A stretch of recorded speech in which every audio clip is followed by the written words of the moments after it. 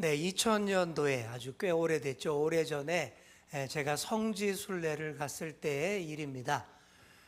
예루살렘에 통곡의 벽 아시죠? 통곡의 벽. 성전 저 일부 중에 남아있는 부분 통곡의 벽을 우리 성지 순례팀이 방문하게 됐습니다. 근데 거기를 들어가는데 정통 유대인들이 먼저 와 있었는데 그들이 방문한 우리를 굉장히 싫어하더라고요. 특히 이제 초등학교 한 3, 4학년쯤 되어 보이는 꼬맹이가, 유대인 꼬마가 까만 모자를 딱 쓰고는 우리를 향해서 히브리어로 막 마라마라마라 소리를 지르는데 가이드 하시는 목사님이 딱 듣더니 엄청 화를 내더라고요. 화를 내면서 그 아이에게 뭐라 그러더라고요. 그 아이가 우리더러 더러운 이방인들이 어디 함부로 여기 들어왔냐고 막 욕을 하더라는 거예요. 우리는 못 알아들으니까 넘어갔는데, 가이드 하셨던 분은 히브리 대학에서 유학하시던 목사님이신데 히브리어도 잘하시고 인상도 꼭 산적처럼 생겼어요. 임꺽정처럼 생겨서 그런 분이 막 째려보면서 뭐라 하니까 더는 말을 안 하더라고요. 정통 유대인들이 지금도 이렇게 배타적인 경우가 너무 많습니다. 지금도 강한 선민의식에 사로잡혀서 자기네 아닌 다른 이방인들을 대해서 굉장히 모질게 그렇게 이방인 취급을 합니다. 그때 우리도 졸지에 이방인 취급을 톡톡하게 당해봤습니다. 서럽더라고요. 그러니까 유대인들이 특히 이방인들을 이렇게 구분하는 곳이 더 어디일까요? 성전입니다. 성전. 우리가 성전 이야기 계속하고 있죠. 지난주에는 성전 외곽의 여러 문들에 대해서 알아봤고, 특히 성전 미문에 대해서 우리가 함께 묵상을 했죠. 자, 오늘은 이방인의 뜰에 대해서 한번 알아보겠습니다. 한번 따라해 볼까요? 이방인의 뜰. 자, 그림에 보이시죠? 제가 여기 빨간색으로 보입니까? 표시해 놓은 부분 영역. 여기가 이방인의 뜰 영역입니다. 성전 영역에서 이방인들이 들어와도 되는 영역, 여기까지, 이런 뜻입니다. 자, 성전의 바깥 성문을 들어가면 성전 바깥 뜰이 나옵니다. 여기서부터 드디어 성전의 궁정에 들어온 거예요. 궁정을 히브리어로 핫제르라고 하는데, 이 핫제르라는 말은 본체 건물의 마당 또는 뜰을 가리키는 단어입니다. 자, 우리 시편에 이런 표현이 나와요. 자, 감사함으로 그의 문에 들어가며 찬송함으로 그의 궁정에 들어가서 그에게 감사하며 그의 이름을 송축할지어다. 이게 뭐죠? 오늘 방금 우리가 찬양했던 그 가사 그대로입니다. 감사함으로 그 문에 들어가며 그의 어디에? 궁정에 들어가라고 우리가 노래했지 않습니까? 여기 나오는 궁정이 바로 핫제르라고 하고, 성전 바깥 마당 뜰을 가리키는 것을 궁정이라고 그렇게 표현을 했던 것이죠. 우리가 잘 알고 부르시면 더 은혜가 됩니다. 문 열고 어디에 왔단 말이냐? 궁정이 뭐냐? 성전의 바깥 뜰 말하는 거예요. 자, 중요 절기에 예루살렘 성전을 방문하는 순례자들은 몇 날 며칠을 걸어서 드디어 예루살렘에, 성전이 있는 예루살렘에 도착하게 되죠. 그리고 그 문을 열고 마침내 성전 영역이라고 할 수 있는 성전 마당, 성전 궁정에 발을 딱 들여놓는 순간이 되면 어떻게 될까요? 저절로 감사 찬송이 나옵니다. 시편 100편과 같은 노래, 감사함으로 그 문에 들어가며 그의 궁정에 들어가 주께 감사드리고 그 이름을 송축할지어다. 이렇게 성전의 바깥 뜰, 마당을 밟으면서부터 감사하는 자세, 이게 중요하다라는 그런 찬양이었습니다. 자, 지금도 이스라엘에서는 마당, 핫제르가 있는 집이 비싸고, 그런 집들은 부자들이 삽니다. 이스라엘 서민들은 어디 살까요? 마당이 없는 공동주택 아파트에, 빌라에 살아요. 근데 우리도 하고 똑같아요. 진짜 부자들은 마당이 있는 집에 살고요. 그냥 보통 서민들은 마당은 꿈도 못 꾸고 그냥 살기 편한 아파트만 돼도 좋잖아요. 그죠? 똑같습니다. 자, 그래도 저는 마당을 누리면서 삽니다. 예, 저희 집 마당이 어딜까요? 예, 다 아시네요. 예, 교회 5층에 사는 저희 가족의 경우는 교회 옥상이 마당입니다. 꽤 넓은 마당, 핫제르. 거기에서 농사도 짓고 쉬기도 하고 운동도 합니다. 눈이 오면 눈사람 만들기 참 좋아요. 예, 우리 딸이 눈사람 매니아인데 눈만 쌓이면 딴 데 안 가고 옥상으로 다 올라가면 이 이쁜 눈사람을 굴려서 만들 수가 있습니다. 마당 있는 집에 살기 힘든 세상인데 그래도 저는 우리 하나님 덕분에 마당을 누립니다. 주의 궁정이라고 생각하고 감사 찬양하면서 막 넓게 그렇게 누립니다. 자, 우리 현대 사회는 그래요. 마당을 누리기가 쉽지 않죠. 현대 교회들도 마찬가지입니다. 현대 교회들도 마당에 해당하는 부지가 교회 앞에 있다. 그러면 그거는 100% 다 교회 주차장으로 쓰입니다. 그렇죠? 요즘은 사람보다 차가 더 누리는 세상이 됐죠. 자, 우리 교회는 어때요? 땅값 비싼 서울 한복판에 있기 때문에 그래서 뭐 성전 마당은커녕 주차장도 부족합니다. 그래도 우리 교회 건물이 있는 주변을 주의 궁정으로 이렇게 한번 딱 묵상하시면서 한번 바라보시면 참 감사해요. 예전보다 훨씬 많이 좋아졌지 않습니까? 옛날에 제가 이 교회 부임할 때에는 교회가 어디 있지? 교회도 안 보이더라고요. 교회도 가리고 건물 때문에 안 보였는데, 그런데 가로막고 있던 건물들도 다 이렇게 사라졌고 그 자리에 공원도 딱 만들어 놨잖아요. 그 자리를 우리 교회의 정원이라고 생각하시면 됩니다. 그죠? 우리 교회가 잘 보이는 곳, 이방인들에게도 허용된 이방인의 뜰이다. 이렇게 한번 성경적으로 생각해 보시면 좋을 것 같아요. 자, 예수님 당시의 성전 뜰은 헤롯 성전산과 마카베오 성전산으로 구분했습니다. 좀 어려운 얘기죠. 헤롯이 크게 확장하기 이전의 성전 영역이 마카베오 성전산이라고 했습니다. 신구약 중간 시기에 잠시 이스라엘이 독립해서 스스로 통치했던 이스라엘 왕조가 마카베오 왕조 혹은 마카비 왕조라고 했습니다. 자, 그때 확보했던 성전 영역을 마카베오 성전산이라고 합니다. 자, 그림으로 보시면 더 이해가 될 텐데, 그림에 보시면 중간에 노란색 보이시죠? 노란색 영역이 마카비 왕조 시대의 성전산 영역입니다. 성전 영역이 이랬어요. 그리고 빨간색 보이시죠? 빨간색은 나중에 헤롯 왕이 확장한 부분이 빨간색이에요. 보다시피 마카베오 성전산 영역은 별로 안 돼요. 사실 요만큼이 원래 구약 시대의 성전이 맞습니다. 나중에 헤롯이 이렇게 대대적으로 증축을 한 거예요. 동쪽을 제외하고 북쪽, 서쪽, 남쪽으로 헤롯이 이렇게 크게 성전을 확장했습니다.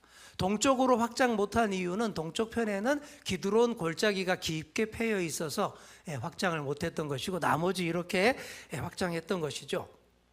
건축 전문가인 헤롯 왕이 볼 때는 웅장하게 성전을 잘 넓힌 것인지는 몰라도 영적 의미를 중요하게 생각하는 유대인들에게 보기에는 이게 오히려 성전을 오염시키고 잘못한 확장이었습니다. 무엇보다 유대인들이 헤롯을 별로 아주 싫어했잖아요. 그렇죠? 헤롯이 어떤 사람입니까? 정통 순수 유대인도 아니고 에돔 족속의 출신, 이방인 출신이에요. 그런 사람이 왕이 돼가지고 유대인들의 환심을 사려고 대대적으로 성전을 이렇게 엄청 리모델링을 했지만, 정작 유대인들은 헤롯의 성전을 이전의 마카베오 성전보다 영 못하고 덜 거룩한 것으로 취급을 했습니다. 그래서 옛날 노란색 부분을 유대인들이 더 귀하게 여기고 진짜 성전으로 귀하게 여겼다라고 아시면 되겠습니다. 자, 그 다음 헤롯 성전산을 지나서 마카베오 성전산 영역으로 들어가는 문이 남쪽에 2개가 있었는데, 이 문이 한번 따라해 볼까요? 훌다 게이트. 중간에 빨간색 동그라미 2개 보이죠? 이렇게 훌다 게이트라고 있었습니다. 옛날 요시야 왕 때에 여선지자였던 훌다의 영역이라고 해서 훌다 게이트라고 하는 곳인데, 자, 이런 훌다 게이트를 거쳐서 마카베오 성전산 노란색 부분 영역에 오르면 바로 만나는 뜰이 이방인의 뜰입니다. 여기까지는 이방인들도 얼마든지 들어올 수 있다, 이런 뜻이에요. 자, 이방인의 뜰 남쪽에는요, 남녀용으로 구분된 2개의 정결탕이 있었습니다. 이방인의 뜰을 지나서 더 깊이 성전으로 들어가려면 이 정결탕에서 반드시 정결례를 행했습니다. 몸과 마음을 깨끗이 씻고 더 들어갈 수 있었다라는 얘기죠. 자, 그리고 성전 바깥뜰의 북쪽은 가장 넓은 공간이었는데, 성전에서 제물을 바친 후 그 고기를 그곳에서 먹고 즐겼다라고 합니다. 특히 북쪽에 있는 노던 게이트는 밤에도 잠그지 않는 문이었기 때문에 사람들이 이곳으로 많이 들어와서 머물고 심지어 잠을 자기도 했습니다. 자, 그리고 그 다음 오늘 우리가 주목할 부분입니다. 성전 바깥뜰 북서쪽에는 빨간 동그라미 보이시죠? 안토니오 요새라고 불리는 거대한 타워가 있었습니다. 자, 마카베오 왕조 때부터 있던 망루를 헤롯이 증축해서 자신의 로마 친구 마르쿠스 안토니우스의 이름을 따서 이 요새의 이름을 안토니오 요새라고 한 거예요. 여러분, 안토니우스라는 이름 들어보셨지요? 역사에 관심 있는 분은 많이 들어보셨을 거예요. 이집트 여왕 클레오파트라에게 푹 빠져가지고는 로마에 대항하다가 가이사 아구스도에게 죽은 사람이 안토니우스, 헤로드 왕의 친구였습니다. 그래서 안토니오 요새라고 이름을 짓게 됐죠. 예수님 당시와 초대교회 시대에 로마 수비대가 여기 안토니오 수비대 요새에 상시 주둔을 했습니다. 이 높은 성탑에서 성전 뜰에서 벌어지는 일들을 다 한눈에 다 감시했습니다. 특히 유대인들의 주요 명절이 되면, 주요 명절 3대 명절 뭐죠? 유월절, 오순절, 초막절, 이런 절기가 되기만 하면 바짝 긴장하고 혹시 누가 말썽 안 일으키나 저 탑 위에서 눈에 불을 켜고 감시를 했어요. 그러다가 조금만 이상 징후가 보이거나 폭동의 불씨가 보이면 재빠르게 출동해서 진압했던 것입니다. 자, 이방인의 뜰을 지나서 자, 성전으로 들어가는 사방에는 이방인의 출입을 엄격히 금하는 파티션이 있었습니다. 자, 여기 그림에 보시면 제가 빨간색으로 이렇게 해놨죠. 보시면 점점점점 이렇게 돼 있죠. 이게 파티션인데 여기 경계입니다. 경계. 이스라엘 성전 수비대가 여기 항상 철통 경계를 서서 이방인의 출입을 딱 막았습니다. 여기 이상은 이방인들은 못 들어가게 안 된다. 그리고 경고문도 여기에 쫙 붙여놨어요. 자, 1871년에 그 경고 문구판이 실제로 발견이 됐습니다. 사진에 나오는 바로 이 돌판인데요. 이 경고판인데 이 경고판에 헬라어로 이렇게 적혀 있습니다. 이곳에 이방인을 데려오는 자는 그에 상응하는 죽음을 당할 것이다. 무시무시하게 딱 붙여. 아까 제가 지도에 그림에서 봤던 대로 거기 파티션 그 부분에 이걸 쫙 세워놨습니다. 절대 못 들어가게 했습니다. 당시 성전법은 이방인과 유대인의 구별을 엄격히 했어요. 이방인이 이방인의 뜰을 지나서 성전으로 들어가거나 만약 이들이 들어갈 수 있도록 도와준 유대인이 있다면 그런 사람은 재판도 없이 바로 돌로 쳐서 죽도록 그런 형에 처했습니다. 자, 이 경고문에 입각하여 사도 바울이 죽을 뻔한 적이 있습니다. 사도 바울이 전도 여행을 성공리에 마치고 예루살렘 성전에 방문했을 때입니다. 바울은 유대 율법대로 다 준수했어요. 정결례도 다 행하고 제사도 바르게 다 드리고 했는데, 근데 성전 안에서 바울을 무지 싫어하는 유대인들이 바울을 딱 보고는 알아본 거예요. 그래도 그 자리에서 딱 붙잡습니다. 그리고 수많은 유대인들 앞에서 막 거짓말로 선동을 합니다. 야, 여기 이자 바울은 세계 곳곳을 돌아다니며 우리 백성과 율법을 모욕하는 자인데 오늘 우리 거룩한 성전에 이방인들을 데리고 여기 들어왔다. 우리 성전을 더럽혔다. 선동합니다. 이방인은 이방인의 뜰까지만 들어올 수 있는데 이 사도 바울이 데리고 넘어 침범했다라는 얘기죠. 그런데 전혀 사실이 아닙니다. 바울 혼자 성전에 들어온 거예요. 얼마 전 바울이 헬라 사람들하고 함께 예루살렘 도시의 시내에 있던 그걸 본 사람들이 있었는데, 그들이 여기 성전에도 그 이방인들을 함께 데리고 들어온 곳으로 오해를 한 거예요. 아니, 오해가 아니라 알면서도 일부러 덮어 씌우는 거예요. 너 그 이방인 데려왔잖아, 맞잖아. 이렇게 여론 조작과 선동을 해서 바울을 붙잡은 겁니다. 그리고 그 자리에서 바울을 마구 때리고 폭력을 행사합니다. 너 오늘 잘 걸렸다 이거예요.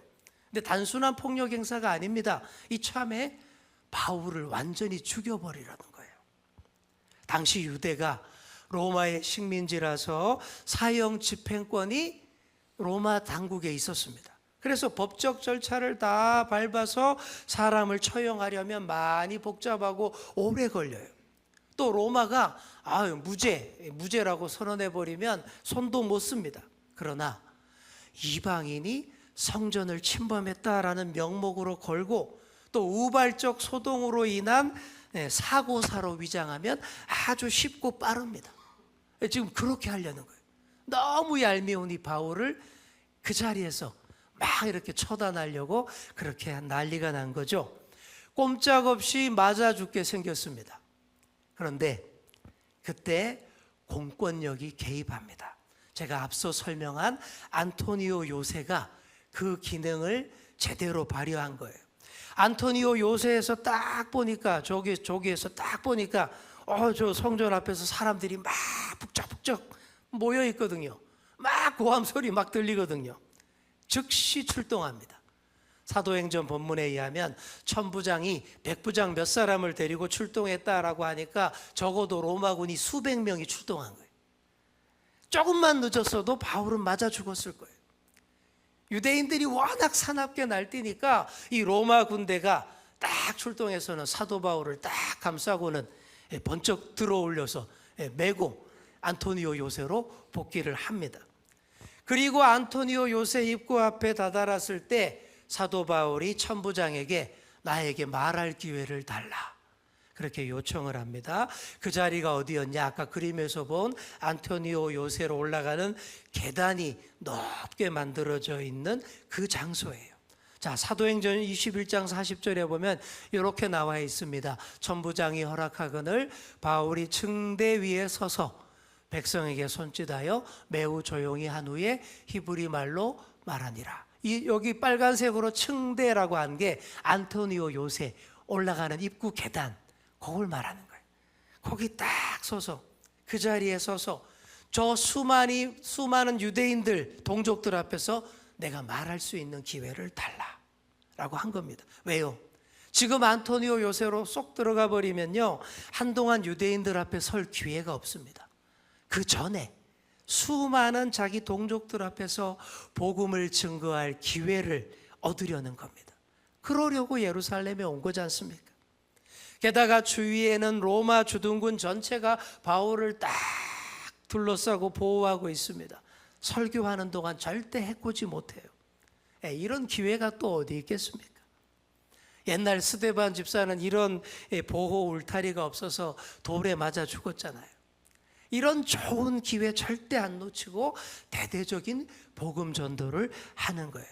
참으로 지혜롭고 참으로 때를 얻든지 못 얻든지 복음을 전하는 그런 사람, 바울이었던 것이죠. 자, 그렇게 이 안토니오 요새 계단에서 사도 바울이 충분히 설교를 합니다.